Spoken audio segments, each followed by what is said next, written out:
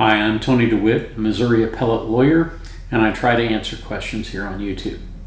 Today the question is, what are sanctions in court and why should I worry about them? Well, in just a moment, I'll explain.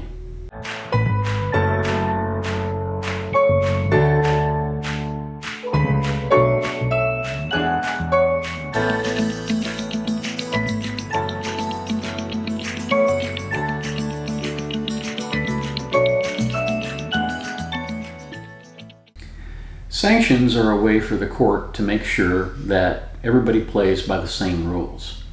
Sanctions can be imposed against either party, the plaintiff or the defendant, and they usually relate to failing to abide by the requirements of the rules. In a civil case, there are rules that govern discovery.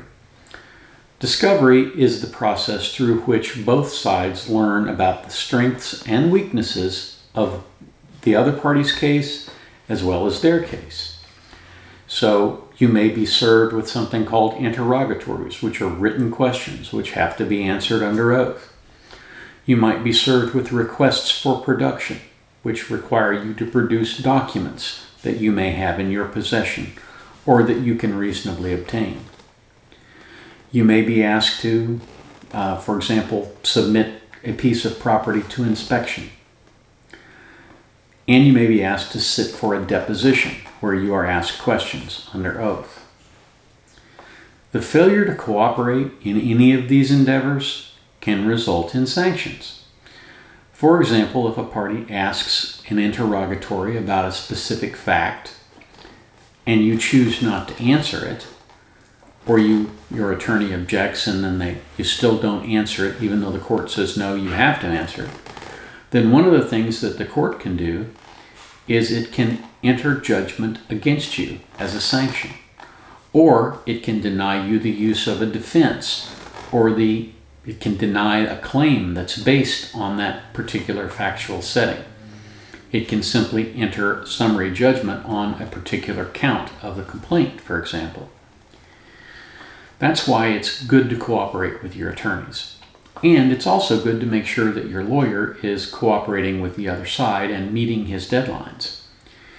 Anytime a document gets served, for example, a request for or an interrogatory, anytime an interrogatory gets served, a lawyer has roughly 30 days to answer those questions. Normally what the lawyer does is they send that document to you and they say, write out your answers.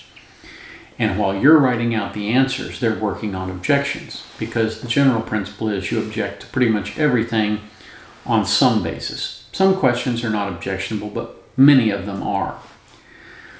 Then when the lawyer gets back your answers, he marries it with your objections or with his objections and files it with the court.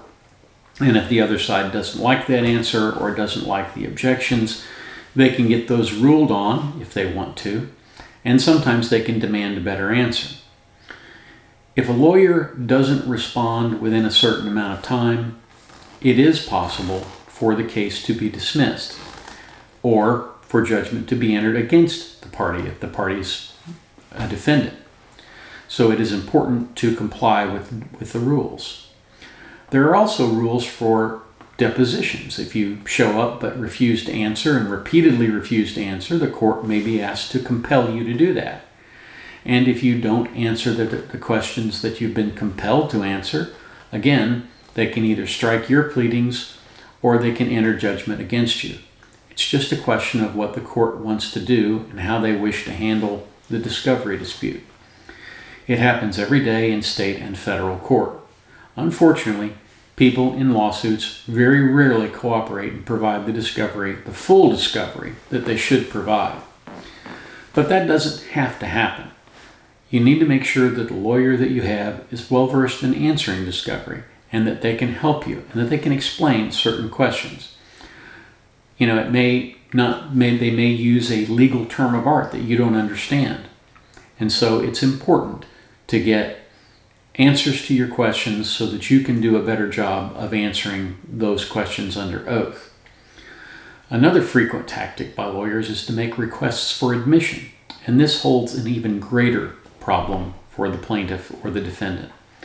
A request for admission says that you admit that the light was red. Most people will not admit that. They will deny it. But if they don't deny it within the time allotted, it is deemed admitted. In other words, failing to answer that request for admission in a timely manner means that the admission is taken for granted, that it's deemed to be true. And if that means you lose your lawsuit, you lose your lawsuit. So it's very important to have a lawyer who's on top of things like discovery, who can help you with discovery, and who understands what all of those time deadlines are. You should discuss these things with your attorney before you ever file a lawsuit so that you are ready to deal with these issues when they come up. If you found this information helpful, I'd appreciate it if you'd smash that like button. And also, if you would subscribe to our channel. If you have a comment or a question, please leave it in the comments down below. I try to answer all of my comments, and I certainly try to answer questions. Again, thank you for watching, and have a terrific day.